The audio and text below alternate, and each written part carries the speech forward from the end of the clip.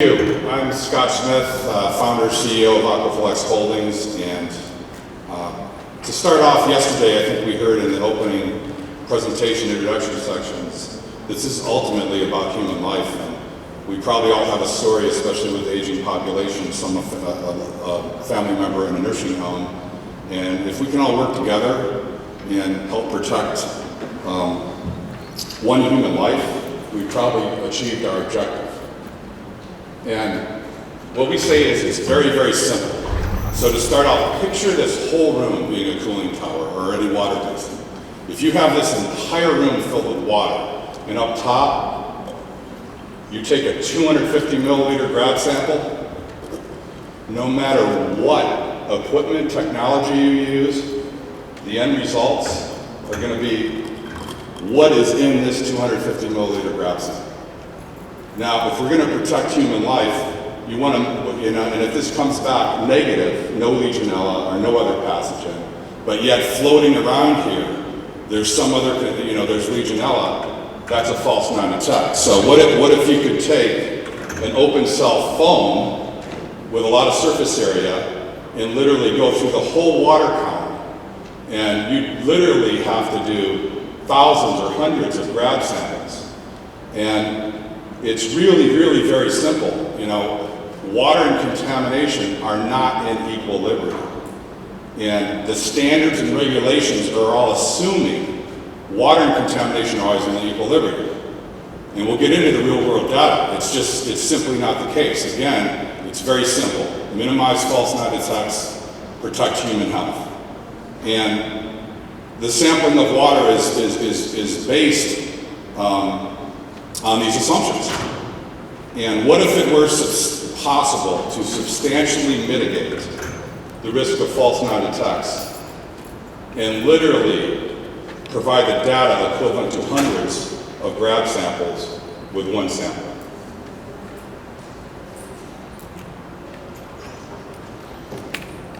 A little bit background on open cell foam. This is a close-up microscope picture with University of California at Berkeley. This started with the Gulf of Mexico, and we were endorsed by BP and used to absorb oil and related contaminants. And it's all about surface area. So this little open cell sampling device has 18 square feet of surface area. And if you want to attract contamination or detect it, whether it's oil, Legionella, other bacteria, or microcystins or algae, you want to maximize the surface area, and you want to attract it, and you want to repel water. And again, these are other pictures of how the open cell foam, it's all about surface area and the repelling of clear water. So we repel clear water, you want to expose it to water, and attract the contaminants. And we talk a lot about the real world data proven in the real world. This technology, I've taken on over 60 disasters since 2010, starting with BP. And all the data and documentation for the patent filing, this is a published patent filing, is based on real, provable data, whether it's Legionella, other pathogenic bacteria, or other contaminants. And what we're really proud of is we work with a team of people, from PhDs to organizations to the United Association of Plumbers and Pipe Fitters. And when I start to say about technology, in a lot of presentations I'll say, what do Steve Jobs, Bill Gates, and Thomas Edison have in common? Does anybody know? Well, not only do none of them have PhDs, they don't have college degrees, and Thomas Edison is the most prolific inventor with very useful inventions with 2,000 patents. He doesn't even have a high school degree. So I like to say I have 20 patents with my name, and I'm probably overeducated because I went to college. So the point is by working together and sometimes thinking out of the box with a team, that's what it's all about. And this is an open cell foam device that we have used and proven. And I want to talk about how we got into bacteria and a lot of our data. It started in Flint, Michigan. I'd been to all these different disasters. I got called in to, something's going on about the contamination. So UA Local 370, I saw Harold Harrington and Ben Ranger on the news. I found myself in a basement of a resident, scared to open a water heater. So if I wasn't scared to open the water heater and didn't contact them from seeing them on the news, I probably wouldn't be standing here. And this is what I'm talking about, a team of people. So in meeting with the UA, we realized that the state of the water as it enters a premise by the meter, the state of the water in a cold sink, in a hot sink, hot shower, it's all important in a water heater, whether it's bacteria or any other contaminant. And what we realized is, you know, the state agencies and the EPA and the local business manager for the UA was a Flint resident. And he called me and said, Scott, the EPA just dropped off notices that the water is safe to shower in, and we're not testing the shower. How can that be? Can you come back? So we sat down with trained certified plumbers and pipe fitters and started asking very, very simple questions and gathering data. And we started working with Mark Durno of Region 5 of the EPA, and we started doing side-by-side testing where the EPA was monitoring for chlorine in the water. We were monitoring for not just Legionella and bacteria, and we could see the improvement over time working with the EPA and other state agencies. So one thing led to another, and the plumbers of the local in Flint sent us down to Annapolis, and we started a national program because when I say the UA, that means the United Association of Plumbers, Pipe Fitters, Sprinkler Fitters, and they wanted to start a pilot program. And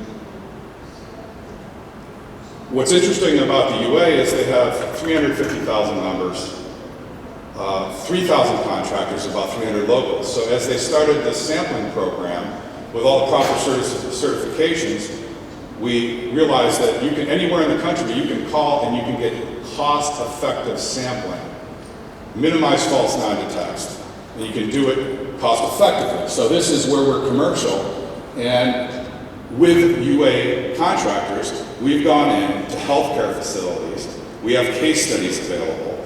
We protect the confidence with our customers very carefully, but we've actually, the goal is to prevent human health impact.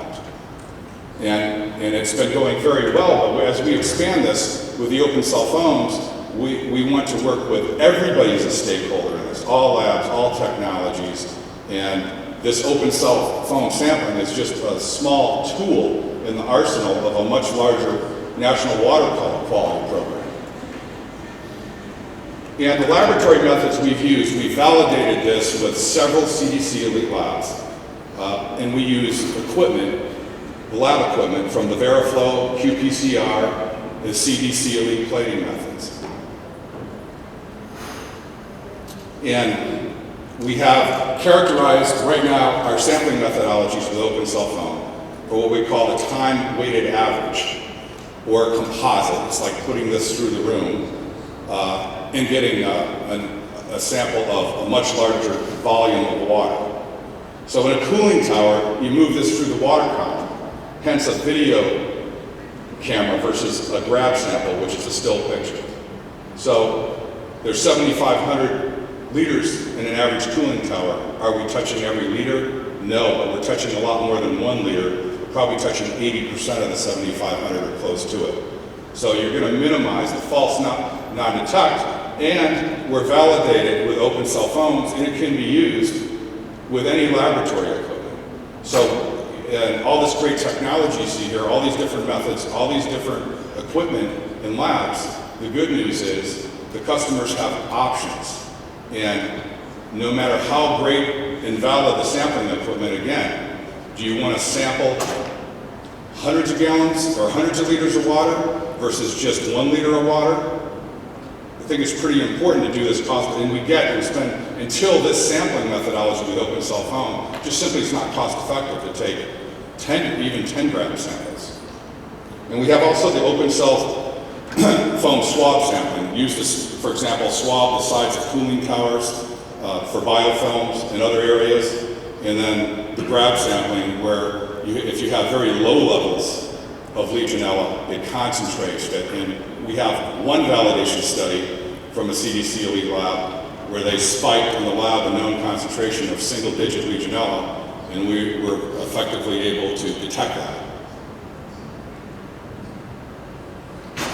And, you know, a lot of things you see in the media, you see technologies, it's great, the media covers it, but if it costs hundreds of thousands of dollars to do a sample, it's not really practical. So when you look at the legacy grab sample, the effective cost of $150 for, you know, basically 1 liter of water, and the qPCR method, the $175 for 120 milliliters is about $1,500 per liter. If you look at the open cell foam sampling with the plating method, $200 for effectively 7,000 liters, 29 cents a liter. Again, back to that important point, 29 cents a liter, and you're gonna substantially mitigate the risk of a false non-detect. And that means you can impact positively, potentially, a human life. And with qPCR, 32 cents a liter.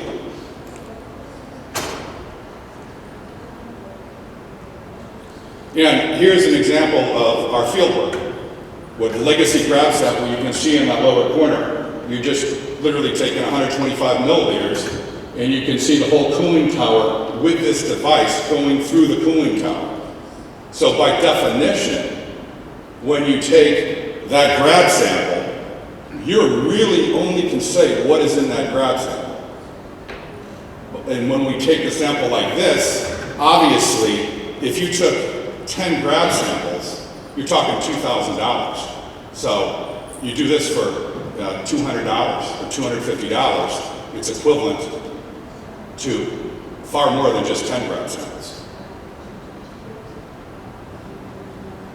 Now the data we have, just in the pilot program with the UA, over 1,000 samples, closer to 2,000, taken in 10 cities.